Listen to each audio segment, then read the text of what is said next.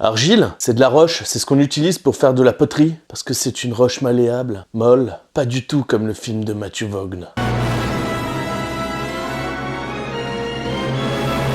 Amis du soir, bonsoir. Alors aujourd'hui, on est là pour parler du film de Matthew Vaughn, notre cher réalisateur qui nous a fait quelques spécimens comme Kingsman. Franchement, j'ai été ravi. Alors j'ai été voir ce film sans trop savoir à quoi m'attendre parce que j'avais eu des échos pas très positifs dans la mesure où certains s'attendaient à la présence de certains acteurs ou d'actrices et en réalité, leur présence est assez légère. Par exemple, nous avons Henry Cavill qui n'est pas le premier rôle du film. Par contre, on va retrouver Sam Rockwell. Et est-ce que j'aime cet acteur? Il est excellent, il est beaucoup trop sous-coté. En effet, il n'a pas fait d'excellents films, il a quand même eu un Oscar pour le film Three Billboards. Franchement, c'est un excellent acteur et je l'ai toujours trouvé très juste dans les rôles qu'il a joués. Après, il n'a pas eu de chance, il n'est jamais tombé sur des rôles vraiment à succès.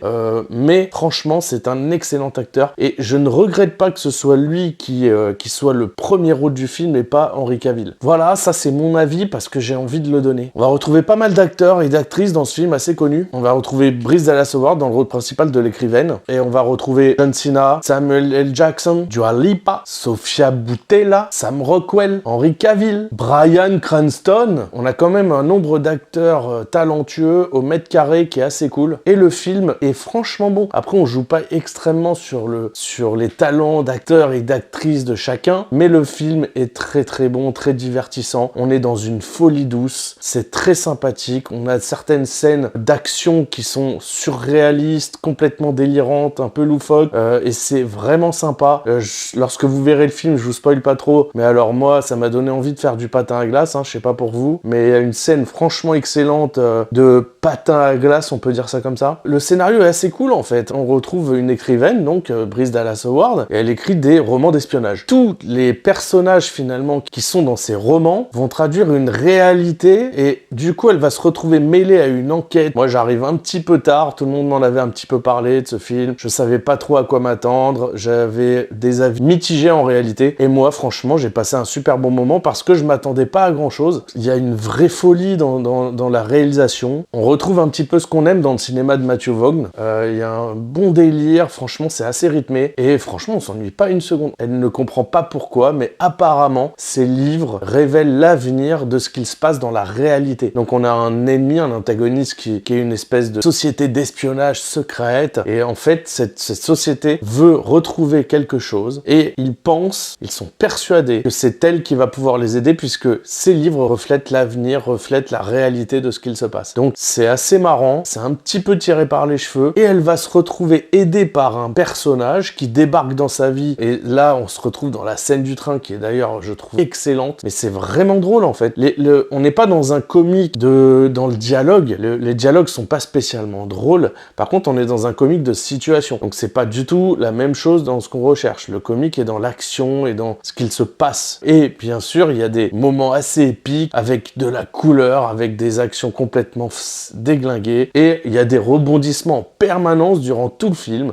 Il y a des choses que j'ai vu venir, d'autres que je n'ai pas du tout vu venir, je vous en dis pas plus, mais franchement il y a pas mal de rebondissements, c'est assez cool, franchement on est pris dans le jeu, et si on n'est pas venu voir un film pour être sérieux et qu'on a vraiment envie de se détendre et de poser ses neurones un petit peu sur le côté pour pouvoir regarder un film popcorn, on y est, c'est exactement ce qu'on va trouver, et franchement, Matthew Vaughn il m'a fait plaisir, j'étais pas déçu. Honnêtement, si on parle des scènes d'action et des scènes de combat, elles sont assez bien rythmées, ça part dans un délire, mais c'est vraiment bien chorégraphié, on se met dans la peau de Bryce Dallas Howard qui voit l'action se dérouler, notamment dans la scène du train qui est vraiment géniale, et je vous en cite pas d'autres parce que vraiment il y a des bons moments quoi. Enfin, moi visuellement je me suis fait plaisir, et bien sûr la scène qu'on voit un petit peu en arrière-plan, c'est celle qui m'a fait le plus kiffer, et je parle bien sûr aussi de la scène du patin à glace. Je vous en dis pas plus, je vous laisse découvrir. Franchement, faites-vous un petit kiff, allez se voir ce film si vous allez sûrement vous détendre. Après, si vous cherchez un truc un peu plus sérieux, etc., c'est pas ça qu'il faut aller voir, mais moi je vous encourage à